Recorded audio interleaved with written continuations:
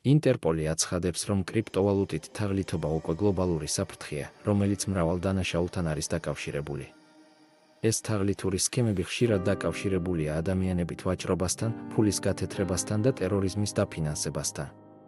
მსხვერპლებს უცხოეთში მაღალ ანაზღაურებას პირდებიან, შემდეგ კი იძულებით ამუშავებენ დახურულ ოფისებში, სადაც ისინი ხდებიან ექსპლუატაციის მსხვერპლნი.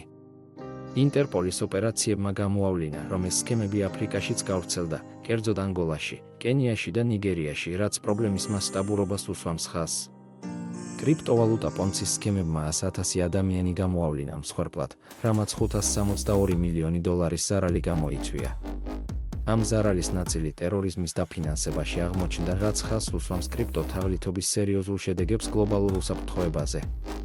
ინტერპოლის თქმით, კრიპტოთაღლითობას ნარკოტიკების, იარაღისა და ველური ბუნების უკანონო ვაჭრობაც უკავშირდება, რაც დანაშაულებრივი ქსელების კომპლექსურობას აჩვენებს. ორგანიზაცია გამოძიებას იწყებს მეტასამყაროშიც, სადაც იზრდება მონაცემთა ქურდობა და სექსუალური შევიწროება, რაც ახალ გამოწვევებს ქმნის ციფრულ სივრცეში. ამიტომ იყავით ფრთხილად საეჭვო შეთავაზებებთან დაკავშირებით, არასოდეს გაუზიაროთ პირადი ინფორმაცია უცნობებს და გამოიყენეთ ძლიერი პაროლები და ორფაქტორიანი ავტორიზაცია. დაიცავით თქვენი კრიპტოვალუტა უსაფრთხო საფულეში და გამოიყენეთ მხოლოდ სანდო კრიპტო ბირჟები, რათა თავიდან აიცილოთ თაღლითობის რისკები.